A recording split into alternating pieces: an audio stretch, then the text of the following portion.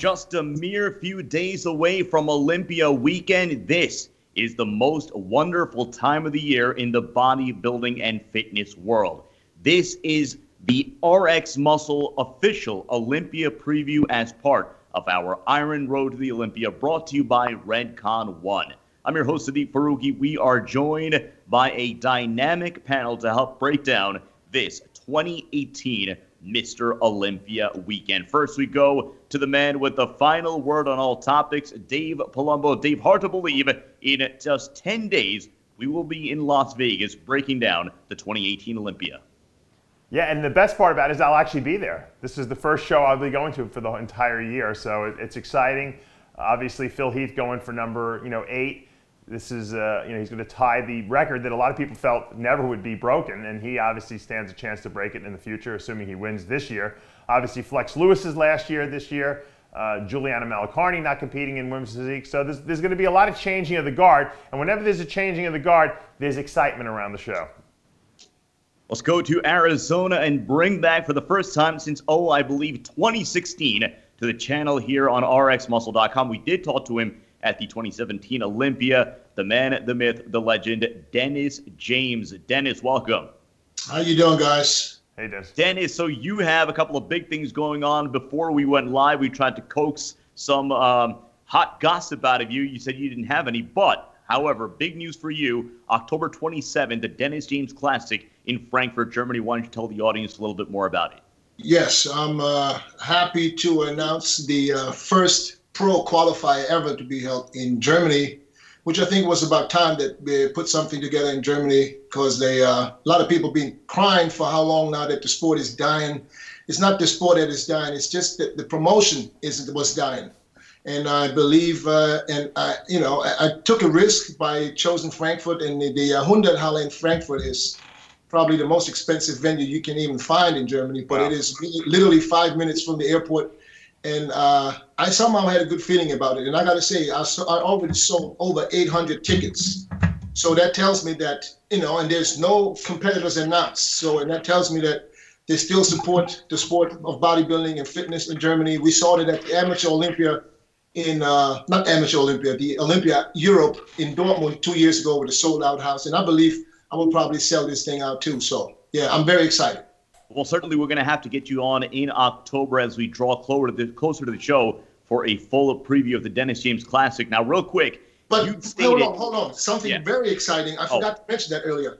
My daughter is getting married October 13th, which is exciting. But the most exciting part about the wedding is it is in Punta Cana, the same day as Victor is holding his show in Punta Cana. And probably two buildings down in a different hotel. So I already have a spot for the after party, and it's free. And we know how much Victor loves after parties, right? Yeah, I've already signed up with the whole crew, so we're going over there after the wedding. We had Victor's after party. So some good times in October, but real quick, you have stated on some of your videos that in the pre-Olympia press conference, you plan to hold some of the smack talkers their feet to the fire. There's been a lot of smack talk, most notably before the New York Pro, and of course there's going to be a lot heading into Olympia weekend, and you plan on keeping them all honest. Yeah, and you know what? I'm not against smack talking at all. Matter of fact, I'm all for it. Open it. If that's how you feel, it has nothing to do with being cocky. That's just creating a little bit of hype. And, and I think that because it's people that, you never expect them to smack talk. Like, for instance, Sean Roden. I've been saying this for 5 years. If Sean Roden would have fucking get off his ass and, and show a little more emotion and, and act like he wants this, he probably, would have been better off. So this time, I will not confront him, but I will talk to him about it. And I don't want to hear like, yeah, I'm just going to beat myself. And, I'm not worried about nobody. Fuck that. You know what I mean? You said it. You better hold your word. So I think it's going to be very interesting because this is the time. This is the right time to do it. And finally, I know you mentioned this many times on your videos, but Dave wanted you to rehash just a little bit about your recent injury, the recovery, and what caused it. Yeah, that was my first injury ever. I never had an injury in my life. So this happened just a couple of days before the FIBO in April, where I reached back, to wipe my butt, to say it politely. You know what I mean? And I felt a loud pop because it was close to the ear, so I know I heard it. And come to find out, 6 weeks later or 8 weeks later, I found out it was my biceps tendon, rotator cuff, and labrum tear, and all that above. So I had it all done June 29th, and this past Friday, I was 9 week post surgery, and I was already cleared by the PT to go back to the gym and start training light. The problem, Sid, was what you didn't mention was the fact that Dennis doesn't wipe his butt because he's got one of those self-cleaning toilet bowls. So he basically wasn't working out the right muscles, and he went for it in Germany too hard, and that was the end. I went too hard. No, I went too hard. That's all. What happens? So now when I'm not home, you should see. First of all, you should have saw me trying to wipe my butt with my left hand after 52 years. Every time I had to wipe my butt, I took the toilet paper and I rolled the whole hand. I made sure I don't miss a beat on my hand just in case, because it was like the first time. Once again, this is the 2018 Olympia preview show brought to you by Red Con One. Let's now go over to the man they call the technician, and during Olympia, the man we're going to call the busiest and probably the most hardworking man in Las Vegas, Chris Aceto. Chris, what are we looking at? About 3 to 4 hours all weekend long of sleep? Yeah, I mean, I haven't thought about it. I'm going to be busy that weekend. I got people on the show. How they place is what we're going to talk about today. And I think I don't know how they're going to place, but I think that somebody's going to upset somebody simply because that's what happens at these big shows, right? And I have helping 3 people in Classic, 3 in 212, and 2 people in the Open. Probably all will talk smack if DJ presses them, some more than others. So I want to add just, DJ, that one of the best bodybuilding experiences I had was actually going to that Germany Olympia, because that crowd just puts to shame the Las Vegas Olympia crowd. I mean, Dave was not there, and I told him, I said, Dave, it was unexplainable, right? Right, DJ? I was at the FIBO 2 years before that. It was great. It's nothing like FIBO, because the FIBO didn't have the top guys in the show. This had like all the, that's true, top guys minus a few. Yeah. And the crowd went completely nuts all during the prejudging. Yeah. I had a seminar with Ronnie after the amateur prejudging. There must have been like 1,400 people just watching the seminar. Wow. That's incredible. Yeah. There's a lot of juice now heading into this 2018 Olympia. Guys, the banner story, of course, is going to be that Phil Heath is going for Sandow number 8. He is looking to tie the legendaries Lee Haney and Ronnie Coleman. Ronnie Coleman, who, by the way, we're going to have on the show tomorrow, and we're going to get his thoughts on Phil potentially tying his title. Dennis James, let's go to you first on this one. Can Phil be beat? And if so, who do you see vying to dethrone Mr. Heath? Anybody can be beat. Phil Heath is beatable too. We saw that already a couple of times. I mean, he lose it last year where he was probably, not the best Phil Heath, but anything is possible. But in order to beat Phil, you got to knock him down. You got to beat him with the Phil Heath strength, like condition. If you're not as conditioned as Phil, you're not going to beat him. If you're bigger than Phil, that's not going to be enough. So, is Phil a smart man this time? I believe Phil is probably smarter than he's ever been, because he's got to be super motivated to go for 8-time all-time record, number one. Number two, he has something to prove. Since last year, he was talked all the way down to the gutter because of his distension that he had. So he has something to prove there too. I believe Phil is going to come in a little bit lighter. I believe he's going to nail the condition, and it's going to be peeled front to back, top to bottom, because that's his strength. And if he can do that, I don't think he's going to lose. Well, let's just say, what do you see anyone again from the crop of the Big Ramy class, of the Sean Rogan class, possibly William Bonac? The only person that can beat Phil is 100% Ramy, something we've never seen. I'm talking about a Ramy in Phil Heath condition. That's the only person that can beat him. We're going to get to that later on. We're going to talk about Ramy, but Chris, let's go to you on this one. Again, the question is asked now for the last as long as we've been doing this show, can Phil be beat? And now he's vying for number 8. What say you? Well, I haven't seen Phil vulnerable since. The last time he showed any vulnerability was like 2015, and that's when, interestingly, I listened to what DJ had to say, everything that he had to say, and I would agree with everything. And in 15, I remember I didn't think he should have won. And even though I could absolutely see him win in the second day, for sure. He looked great the second day, he looked round, and that's his calling card. I mean, both are his calling cards, right? Roundness and condition. He's got to have them both. And in prejudging, he just looked like washed out or whatever. And I remember Steve Weinberger saying after that show, I'll never forget this quote. It's like the quote of the last 10 years. It's always sit in my head. I think Phil tried to come in and play it safe.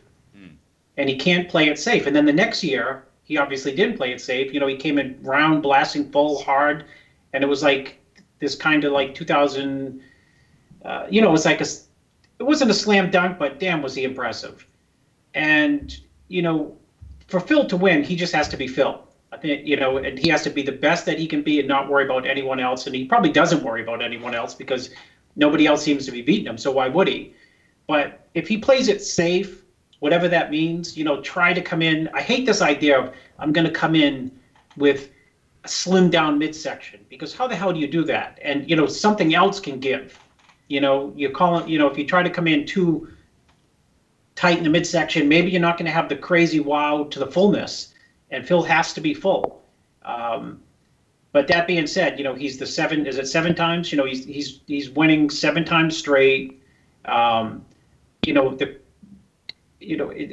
takes a lot to beat Phil. You just have to have a lot of muscle because he's just put together really well. Quote, distension and not distension, he's still put together really well, and he knocks people out on the back double bicep and the most muscular.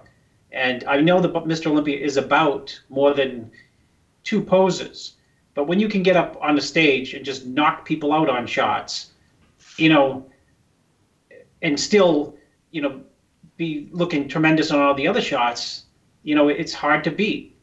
And the funny thing about Phil is, he gets so much criticism because of he's not dominant like a Coleman or a Jay in terms of like width and just crazy, big guy. You see him, he looks unimpressive, at running into a show, even in a tank top. You think like, oh, Phil doesn't look big.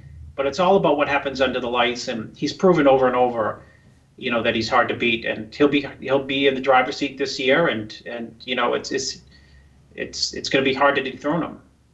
Dave, let's go to you again. Last year, I remember specifically the universal belief after Phil won number 7 was that it just seems as if he's not going to be beat maybe for the next 3 years. Do you share that opinion, and do you see him walking away comfortably with Sandown number 8? Here's the problem. Like Dennis mentioned, the only guy who could beat him probably is Ramy in the lineup, unless the Sean Roden comes in, flawless, right. Which is possible, obviously, because Sean had some problems that he discovered, with he had an ulcer and he didn't even realize he was sick. So maybe he will come back. But let's assume that Ramy's his only competition. Ramy's problem is that Ramy doesn't look anything like Phil.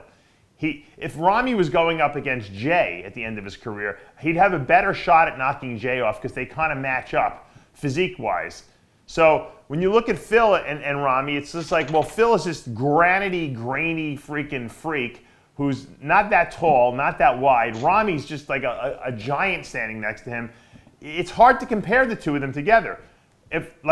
I agree with Dennis. If Ramy comes in like granite, now you have an argument, because now he's just as hard as Phil and he's got more size and width. So now you can make an argument. But what happens is Ramy comes in, he's a little soft, and you see Phil on that back double bicep next to him, and you're just like, man, Phil's like a piece of steel, and this guy is just like mush in certain areas, and not mush in the sense that he's fat, but just he doesn't have that graininess, and it's hard to compare them. And I think it's the height and width difference that really makes it even more difficult, which is actually plays to Phil's advantage. Now, it doesn't play to Phil's advantage when Phil's a little off, because when Phil's a little off, he can be exploited by guys like Roden and Dexter real easy because they're kind of close to him in size, even Bonac obviously now as well. Yeah. So I think that Phil is vulnerable if he doesn't come in, but when he comes in at 100% and Ramy doesn't, okay, Phil walks away with it because Phil beats all those other smaller, the guys that are around his size. The only guy he has problems with is Ramy, but Ramy has to be as hard as him, like Dennis said,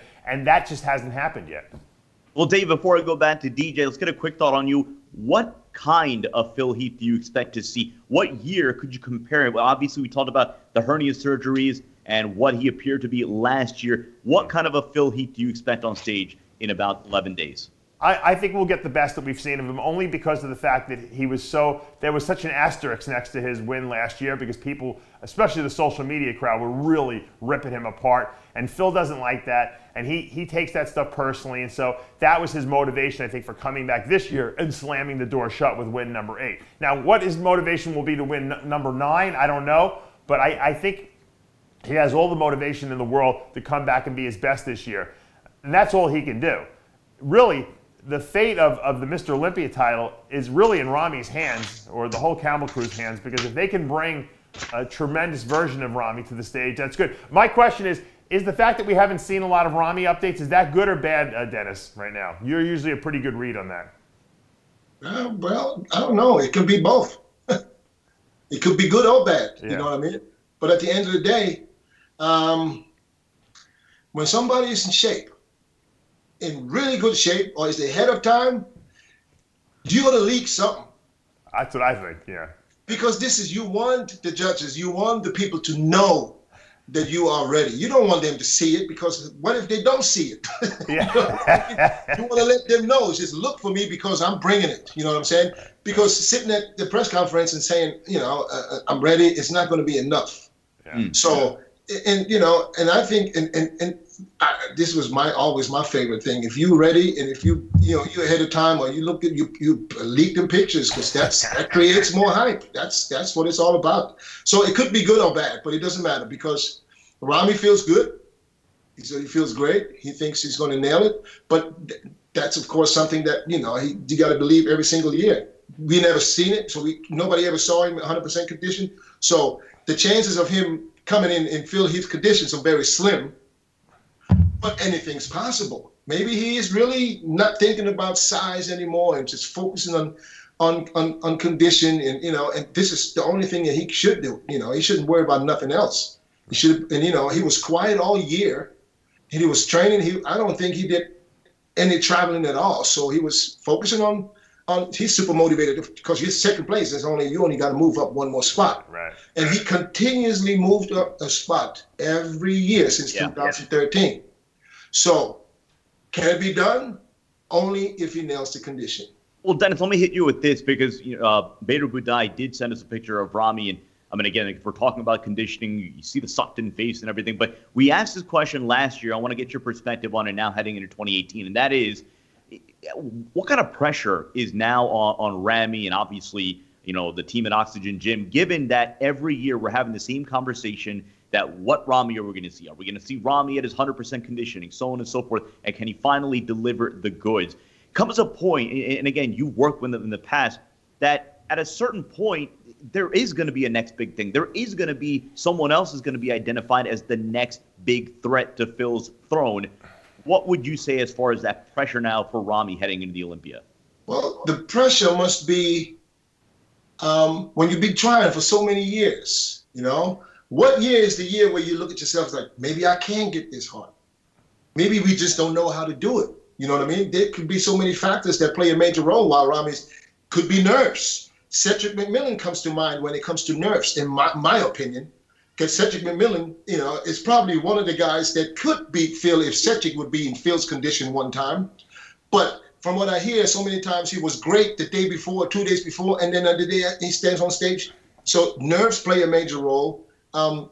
Doubt plays a major role. You never know. You know what I'm saying? So I'm not that close with what this guy's doing. You know what I mean? Because, every year you can see they're still trying to figure out what to do. So when you look at Ramy's condition in the past years, there's been 2 years where he was better conditioned than the last 2 years. Right. You know what I mean? So what do you look for? You know what I'm saying? The problem is they don't have any comparisons over there. The only guys they can compare Ramy to is Ahmed Ashkenani. Mm-hmm. And I think if Ramy would be in Ahmed Ashkenani's condition, it would be better for him. Exactly. Yeah, I mean, really. because from the back, especially because Ashkenani is really, really hard from the back. You know what I mean? So he needs to, can he do it? I think it's definitely possible, but you got to have the right formula. You know what I mean? And if you try something, new, sometimes it's not always wrong. You gotta try to figure things out. You can't just do the same things over and over. You know what I mean? A lot of people think, with time the quality gets better. Of course, but the quality is not going to get you peeled. You know what I mean? You still got to get rid of the water. You know what I mean? And like I said, and nerves can play a major role. I know Ramy is, he gets a little nervous sometimes. We'll have to see. Let's get your thought again. What do you need to see out of Ramy next weekend in order for him to have his best shot at finally dethroning Phil? Is it the size game? Is it the conditioning game? Is it something in between? What do you think? Again, somebody else who's worked with him in the past. Who, Chris? me? Yeah, Chris. I mean, it's a reiteration of what DJ just said. It's first of all, you're going up against Phil with superlative condition. So good condition is not going to cut it. Very good condition is not going to cut it. And really, really good condition is not going to cut it. Any of those looks will not, work. So, there's really not too much to add to what DJ said. People float around like this idea, like, how about when he was in Spain, he didn't even beat Dexter in Spain, right? When he was in Spain a couple of years ago after the Olympia. Right. That was like an impressive look like monstrosity, but still holding on to really, really sharp condition. It was certainly better than any look that he had last year, that Spain Arnold Classic. You could go back to the... But Chris, couldn't that be because he maybe was relieved from the stress after the Olympics? Absolutely. 100%. 100%. DJ, I always say this. This show is about contest prep, but it's also tells you a lot about yourself, because there's an enormous amount of pressure on people, and people don't really realize it until we get to like this spot. You know what I mean? Mm-hmm. Especially this day and age, people are very accessible. When you were competing, DJ, you're getting ready for the Olympia. Only a few people have your cell phone number. Now, if you're competing, you could get 200 text messages every day running into the show, 300 emails, what's up from all around the world. We're rooting for you. Or how people are, DJ, we're rooting for you, but have you seen so-and-so? I hope you can get by him, and it plays mind games with you. Social media is putting a lot of stress on people, because you listen to people that don't know nothing about bodybuilding. No. So I mean, there is this, pressure that can play havoc with people's mind the last 2 weeks, and I think that can have an effect on the way they,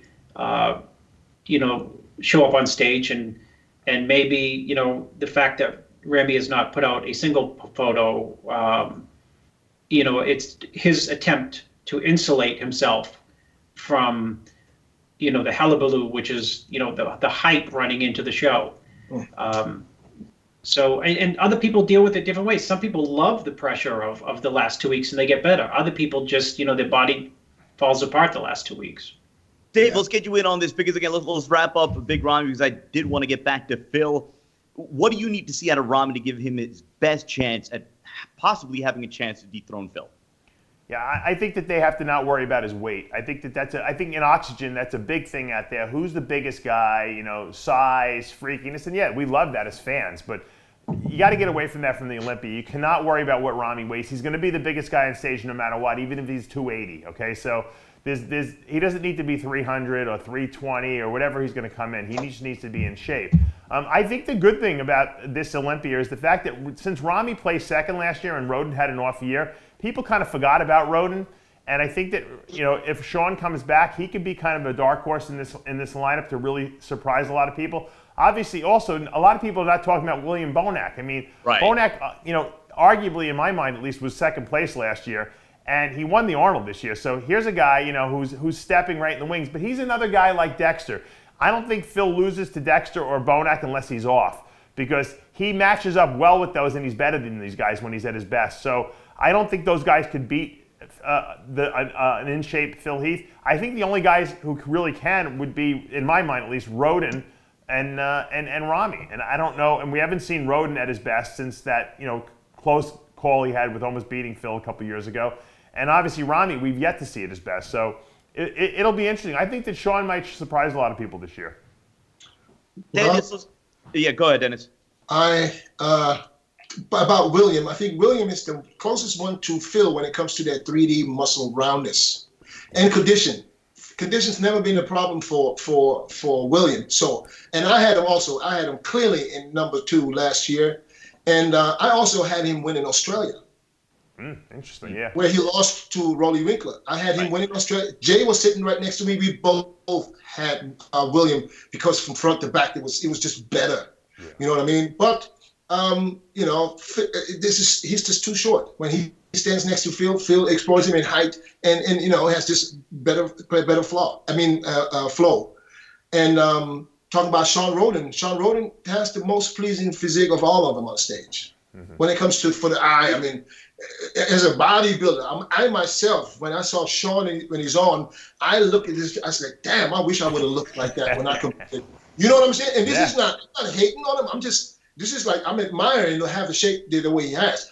But when he turns around, his weakest pose is his back double biceps. And I'm not talking about glutes and down, because from the, there, everything's fine. It's just the back. I don't know what it is. There's thickness, there's some dense muscle missing. And this is where Phil kills him. Now, if he was able to bring his back up, which I hope he was, because if he didn't, then there's no way he's going to beat Phil. I don't care what condition he's in. Dennis, let's talk wild cards. We look at the Olympia lineup, and obviously we talk about Phil at the very top. We talk about, Ramy and possibly Roden as having that shot at Phil. We even talk about William Bonac and having him maybe squarely as second last year and the improvements that he's made ever since the 2015 Olympia heading into 2018. Who do you identify as a wild card? Maybe not to win the Olympia, but somebody who's going to maybe make that William Bonac-like rise, who's going to, surprise us and maybe land in that top 3, top 4. Can you identify someone? Is it a Nathan Diasha? Is it a Rolly Winkler? What do you think? I think there's 3 that come to mind. That's Nathan, Rolly, and Brandon Curry. Depending on their condition. Now, Rolly needs to stop worrying about size 2. He needs to worry about condition. And I'm talking about especially from the back. You know what I mean? But Rolly needs help from everybody that's in front of him. They need to be off for him in order to slide through there. If everybody's spot on, I don't think anything will change. It's going to be Rolly, Nathan, and Brandon fighting for the 6th spot. This is my opinion. But like I said, if Dexter, Sean, or William are off, these 3 guys are standing in line to jump right in there. Who it will be, it depends on who's the best of the day. But if my personal dark horse is Nathan. Chris, and I saw how much his back improved at the last guest posing. I got to say, he did his homework. Yeah. You know what I mean? Plus, he talks a lot of trash, so I can really talk to him. Yeah, he's good for the sport. Most of it I don't understand, but I will try to figure it out. That's going to be fun because last year it was the men's physique guys that essentially took over the smack talk portion of the press conference. So we need you to bring that out of Nathan, out of some of the New York guys, because that was the smack talk leading into the New York Pro. But you know how it was. These guys were every single year backstage before they call them out to the press conference. They backstage telling me, yeah, man, shit, this year I'm going to kill him this year. I said, say it in fucking 5 minutes. Right. But, once you get out there, you sit there, then yeah, man, I'm just thinking about myself. I ain't worried about nobody else. You remember that year I asked Phil, I said, Phil, who's your biggest competition? He said, I don't think about that. I don't think who's my best. I'm not worried about it. I said, Phil, who do you think will place behind you? I'm not worried about that. I said, Phil, if you wouldn't compete, who would win the show? He said, Dexter. I said, that's who your competition is. Right. You remember that? So they don't want to talk. I don't know. What do you guys? It's a press conference. You know what I mean? Be confident. So, but this year, Nathan was very vocal. He's still talking. Yeah. Which is good because I won't let him do that at the press conference. It's just Nathan and Sean Roden. They're both going to be, I think, the center of the press conference this year. But do you speak Nathan Diasha? We know you translate almost every other language. Can you translate him? Yeah. He's very hard to understand when he goes. I mean, I got a really, that British accent is killing me. Yeah. Chris, I want to go back to Sean Roden because Dennis does bring up an important point, and that is, again, we joke about trash talk, but there is something to be said about the presence. And I remember Jay Cutler made this point a couple of years ago on Iron Debate about how he wishes that Sean Roden would come out on stage and have more of that, that aura of, I own this stage, I own this moment. Is that something that you as a coach think about? Is that something that consciously you discuss as far as some of the intangibles beyond the diet and the prep, as far as his presence on stage? Us or me, no, because that's Sean. What you see up there is, that's Sean's. That's his aura on stage. Good or bad, and really it's bad. And the reason it's bad is, I'm glad I'm doing the show so I can remember to talk to Sean about it. Is, 2015. That was a prejudging. That was like, yes. That was a prejudging that probably, whether Phil would admit it or not, put a scare into Phil. And I'm not going to say who it was, but 2 different judges said, "Can you get Sean to get aggressive as hell?" And it's people I don't even know and don't even talk to. I mean, I know of them, and if they're saying that to me, I told Sean that. If they're telling me that, then there's some credence, behind the idea of get aggressive up on stage, because it's, there's a lot going on in the prejudging, more than just the front double bicep and back double bicep and most muscular. You have to convince people that you're there to win, not you're there to be your best or look your best or look better in a shot next to someone else. So it's important. And, of all these people up there, Phil's going to be out for blood. Ramy's going to be out for blood. Bonak's going to be out for blood. Nathan, he'll take it to you on stage. He's not going to just sit up there and hit a front lat spread when you're hitting a front lat spread. He'll throw you an elbow or, be aggressive on stage. You have to be. I mean, you do have to be. That said, go ahead. Yeah, I was going to say, you know what? Sean takes a lot of pages out of the Flex Wheeler posing book. He's very cool on stage. He's very, calm. He projects, really grace and presence. But when Flex was in that prejudging, he was very aggressive, if you remember. He would get right up in Ronnie's face. He would point to people's, weaknesses. He would certainly, let you know that he's up there to win, I feel like this will be the year where Sean will finally be a different Sean. And I'll tell you why. Because I believe that he knows time's running out. If it's not now, then it's never going to happen.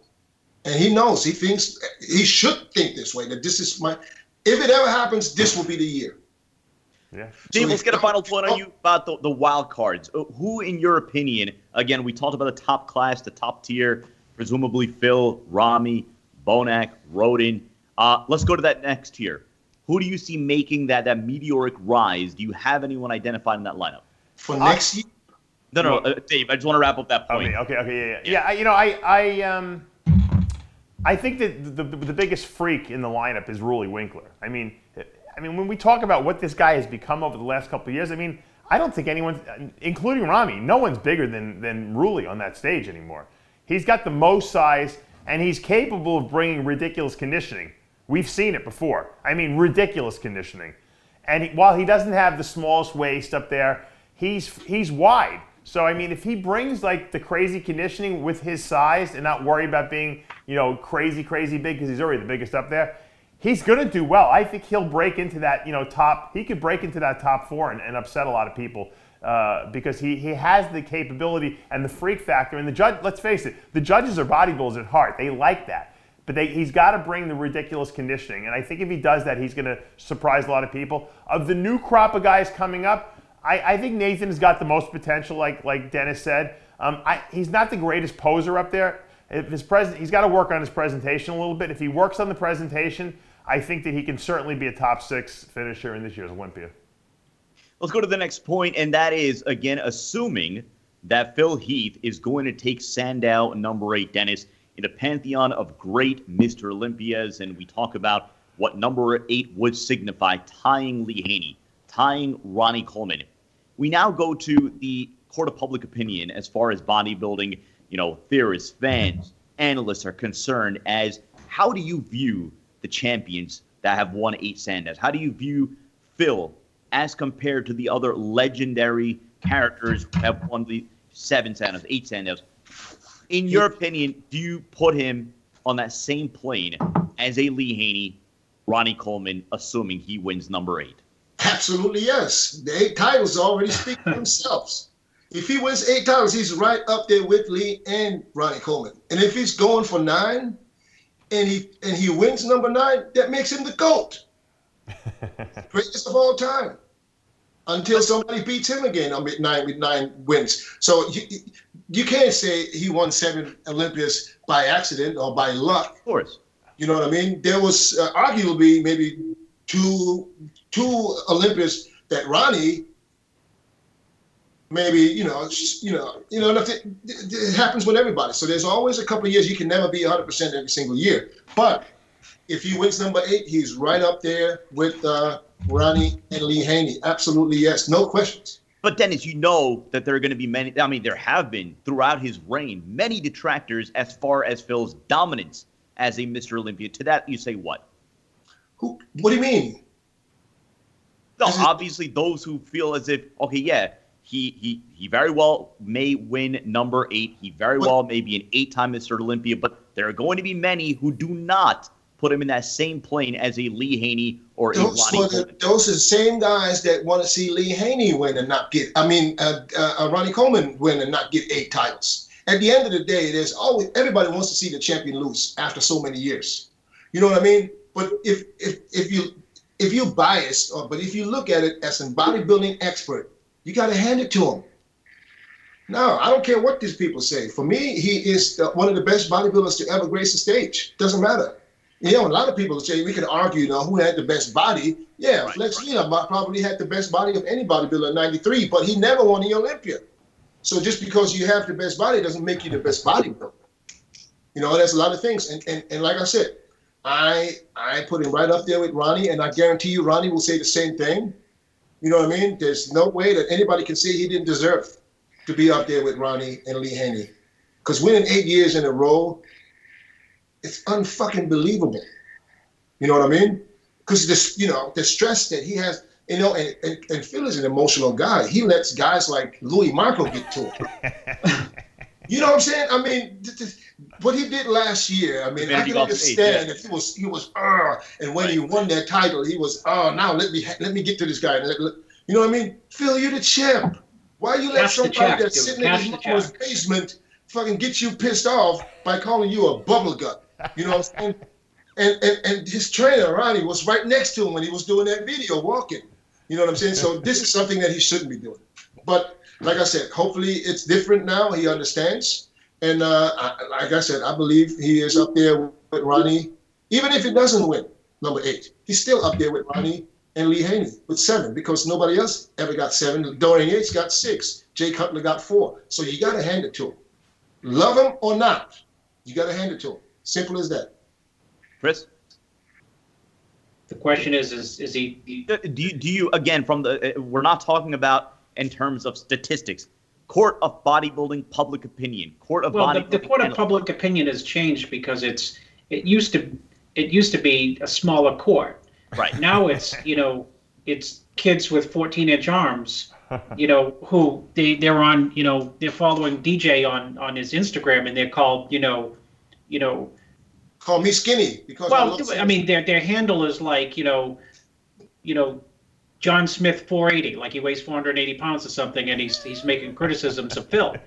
So the court is so much bigger, and there's so much more noise, and I think we can agree, with social media, the negativity in the sport is exponentially greater than it was when DJ was competing. I mean, whatever place DJ would place in the Olympia, a review of the Olympia would be, this is why DJ wasn't first, second, or third, but this is why he looked incredible, or whatever it may be. Now the guy who gets third, they can say, oh, he sucks, and these are the 900 reasons why. So I've always said it's a tough time to be Mr. Olympia. Now they get to call you a pedophile. Yeah, because people have easy access to you. Chris, you're right. You're 100% right. So much so because think about it. When Haney was winning the Olympia, what did people get? The only opinion they got was Joe Weider's wrap-up article in Muscle and Fitness magazine saying what happened. And it painted the picture of the way they wanted it to be painted. The only people who really knew what happened were the handful, maybe a couple hundred people who were in the actual arena who watched the show. And those people were far and few between, so the fans all got just the perspective they got out of Muscle and Fitness and Flex magazine. Now, you're right, Chris, it's the court of public opinion, and everyone's got a freaking opinion, and there's always going to be people that love you and people that hate you, and you're right, it is a lot more, Dennis, you're right, it's a lot more stressful for Phil to win. So maybe his 8 victories, if he gets it this year, might be better than Ronnie's and Haney's, because he had to deal with not just the judges, but with the actual social media, the entire world viewing him. No one ever got to see the Olympia live streamed, before, like on the internet like that we do now. Every country and all over the world can watch it, and everyone's got a freaking opinion about it. So maybe it's great. And if you think about it back also, Phil beat some great bodybuilders. He beat Jay, he beat Kai Green multiple times, Dexter. I mean, so, we can criticize him all he wants, and it doesn't matter if you win by a very small margin. Ronnie used to blow people out of the water, but even if you win by a small margin, a win is a win. Well, Dave, what do you think is behind, I guess, the quote Phil hate? Is it that so many bodybuilding fans and analysts, yearn for the classic era, and they just don't see Phil as, I guess, part of that era? Or do you just see as maybe they just don't like the guy? Maybe they think he isn't the warmest, fuzziest champion. Maybe he's not the most open as far as media goes, and maybe that does rub them the wrong way. It's a little jealousy, number one. And number two, it's the fact that Phil doesn't open up and talk about who he really is and where he came from. And Chris and I discussed that on Heavy Muscle Radio this Monday, because when Phil declined to do the interview with us because he felt the questions were too personal, I said that's hurting him. People really want to get up and personal. But think about it. What if Dorian Yates was competing nowadays and pulling the same stuff he pulled back in his era, where you wouldn't see him all year except for the Olympia? That wouldn't fly in today's social media world. People probably wouldn't like him either.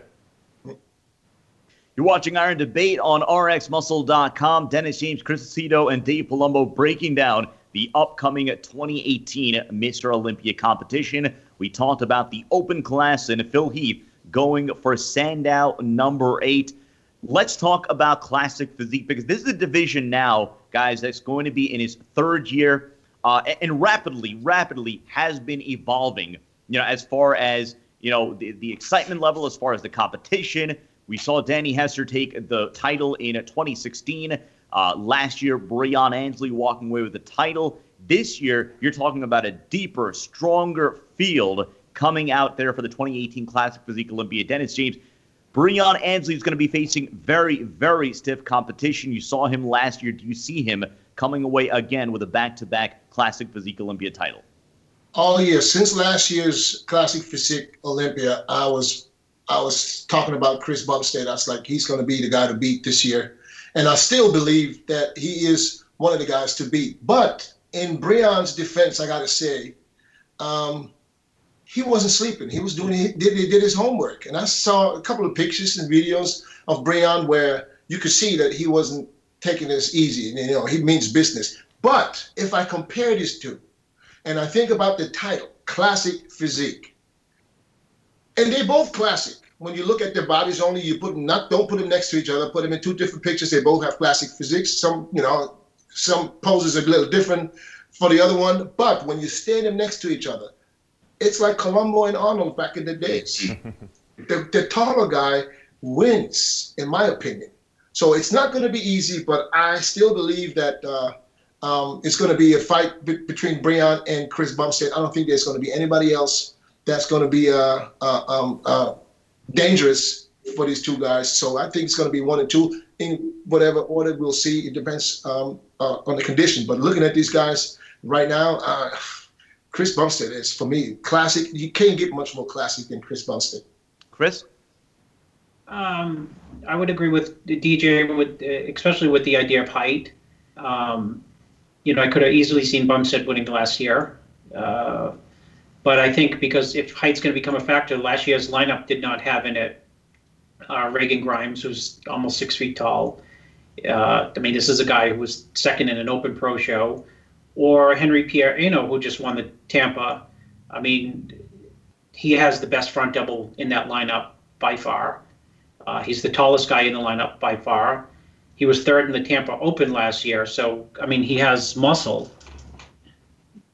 Granted, he's downsized since last year. But if he was able to take a third in an open show and still downsize and arguably have some of the best flow in the division, you can't make the argument, or you can make the argument, that if height plays a role, Bumstead's got height, Reagan's got height, and Henry has height. I'm not discounting other competitors as well, but if height becomes a factor, either Breon wins with straight first or he's in trouble. Dennis James had to go. He had a lot of other commitments to handle today. Again, he's very busy. He's got the Dennis James Classic coming up in late October. And, of course, he's prepping to MC the Olympia press conference. We thank him for his time, as always. Good to have him back on Iron Debate for the first time since 2016. Let's go to Dave Palumbo. Dave, Classic Physique. We're talking about Breon defending his title. Chris Bumstead obviously has to be considered one of the top threats to his throne. But then you look at some other wild cards. You look at Arash Bar. You look at George Peterson, who came in third in his Olympia debut. How do you see things playing out? Can Breon walk away with the back-to-back title? I like the big guys. I liked Bumstead last year. I know Chris is, it's been battling a couple things going into this year's Olympia. I don't know how he's going to look. There was a questionable photo out of him with a bicep injury. It looked like maybe there was an injury to it. So I don't know what's going on with him. We're going to get him on our Iron Road to the Olympia with his sister, Melissa, who's going to be doing. I believe they're the first brother-sister to do the Olympia together. In different classes, of course, but we're going to get them on to talk about it. I don't know how dominant he's going to be this year, but I do like the big guys, the Bumsteads. I like the Regan Grimes. I like Wesley Vissers, who's going to be doing his first Olympia. I don't know if he's got the muscle maturity yet to stand with these guys, but he certainly has the structure of the classic guy. Once again, another tall guy, Henry Pierre, super, those guys match up really well. The problem is that Breon is the champ. Who matches up best with Breon on that stage? And I say George Peterson, because George might be a little shorter than Breon, but I think they match up well in terms of size.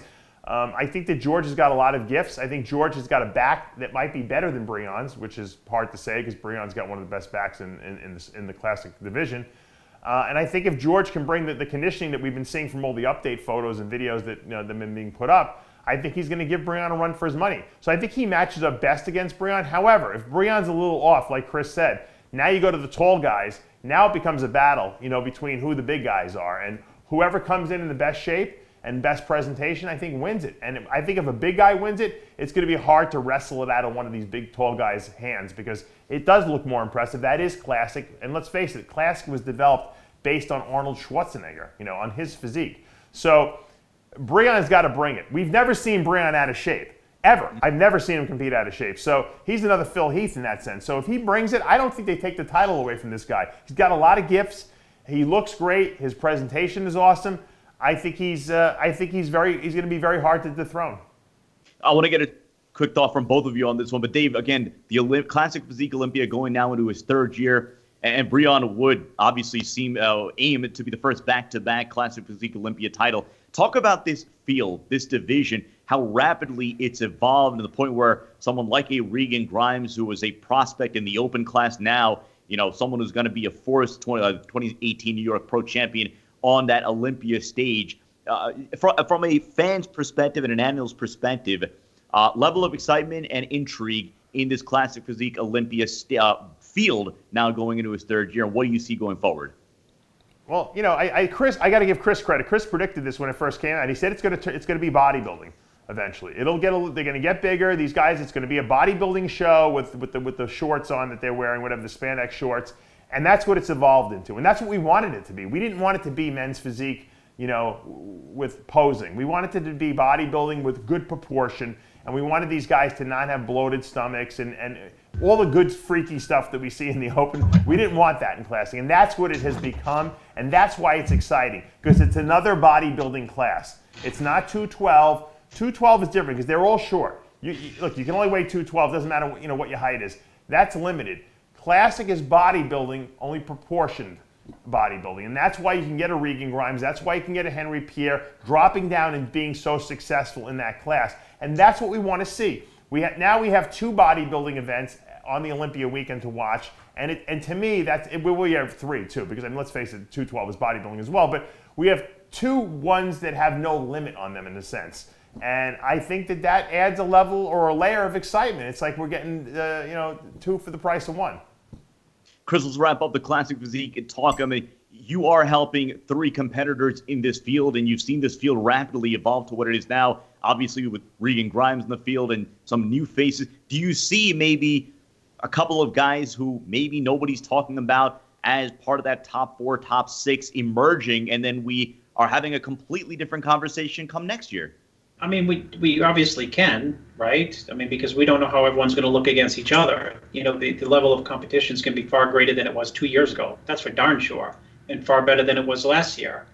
So, we don't really know until prejudging, you see people right next to each other, how it's going to pan out, because people do have different body types, because of the height differential. And people have different, body types in the sense that I think George Peterson is a little bit more, I think of as a bodybuilder than, quote, classic bodybuilder, but that doesn't hurt him because he still has classic attributes, but maybe not as much classic flow and lines as, let's say, a Henry Pierre. But he's got a ton of muscle, and it's a ton of dense muscle, and it's hard, it's conditioned. So, there are people we're not talking about, and there are people, there will be someone probably, who can crash that top 5. I forget the kid's name. Who's the little Arab guy? Danny whatever. I don't even know the guy's last name. Classic Physique? Danny? Classic Physique. Arab guy. Yeah, he works with George Farah. He's very good. I think he's got some of the best classic lines up there. Oh, I know. See? Not sure. Dave, do you know him? Danny Union. Yeah, Okay. He's got some of the best pure classic structure in the class, period. I mean, when I saw him last year, I thought, I was tremendously impressed. And he could have, I forget what position, he had great call-outs. He's in the running. Just like we can't even remember his name. Maybe that's why he didn't play so well. Other people don't even know who he was running into the show. So, there wasn't this expectation that he was going to do good. So some people are going to come in and bring it that we don't really know of.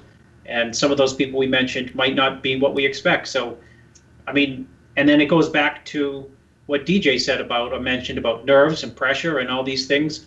All of it plays a role coming into the show. So,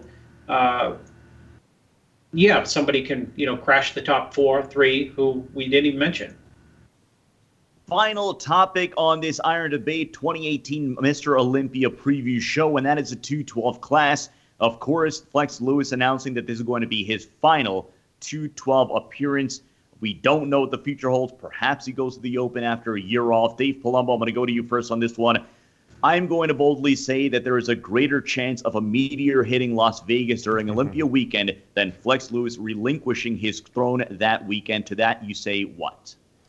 Yeah, I know we don't have that much time. We got to wrap this up. But, without Hadi Chupin in that lineup, the one guy that Flex was vulnerable to last year, I don't think that Flex loses to anyone in this lineup. I don't think to be honest with you, everyone knows he's retiring. The judges know he's retiring. He'd have to be really off for them to take that throne away from him. And I don't think there's anyone out there who's that good, who can come in and just say, you know what, Flex, you're out. I'm beating you. This is my year.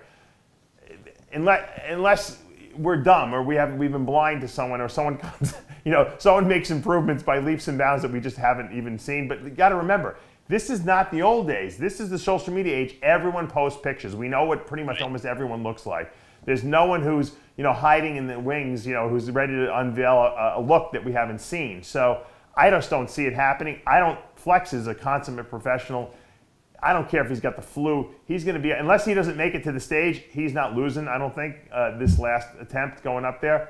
However, we could see some new stars up there. We could see, from the Derek Lunsfords. Yeah. I've seen pictures Chris has sent me of Jose Raymond. Looks amazing, although this will probably be his last year as well, competing, period, maybe. And I think we're going to see some great competitors up there and some great battles up there, but I just don't think anyone's going to be good enough to beat Flex. Chris? Well, I think that, I've seen him lose on that stage where people thought it was an impossibility for him to lose. In other words, I thought he got beat by Jose and Correa in 2015 or 14. I think the final call to prejudge, and you can Google it and look at it, between him and Jose 2016. I think it was 15. You could argue that, Jose won that show. So I don't think he's, I think he can be beaten, yes. And I think that Jose will be bringing a tremendous package. And with regards to people hiding out there, actually Kamal is hiding. Sure. I mean, I'm not saying he's going to beat Flex, but he's got a lot of dangerous tools, and sometimes it takes two people who look tremendous. And I'm not saying those are the only two. They just happen to be two that I know what they look like. Well, Jose I'm and sure Kamal. Ashkenani will look great too, but I just don't think any of these guys are going to beat Flex. Well, Askanani's got a leg issue, and really, like, if you look at his conditioning last year, it was lackluster. Yeah. And even the year before, he had the leg issue, meaning his legs are severely undersized for his torso. So standing him next to Flex, he's going to get killed. Yeah. Because he's got imbalances. When you have imbalances, that should automatically, it just hits you like a ton of bricks. And his conditioning is, it's not Phil's conditioning, it's not Jose's conditioning. It's a level of condition that's like, good. We don't ever brag about the level of conditioning that Askanani brings. And at the same breath, we do criticize his legs. So, those are two other people that you wouldn't be criticizing leg development or conditioning. So with that, that's going to do it for this episode of Iron Debate, the 2018 Mr. Olympia preview edition of Iron Debate. Special thanks to Dennis James joining us for the first 2/3 of this program. Of course, Dave Palumbo and Chris Aceto, and our producer, Tyler Shore, doing an excellent job as always. Check our YouTube channel, RxMuscle.com, for our full list of interviews, preview segments. We're going to have a lot more content leading into Olympia weekend. Once again, for everyone involved and for our sponsor, Redcon One, I'm Sadiq Faruqi. We'll see you next time.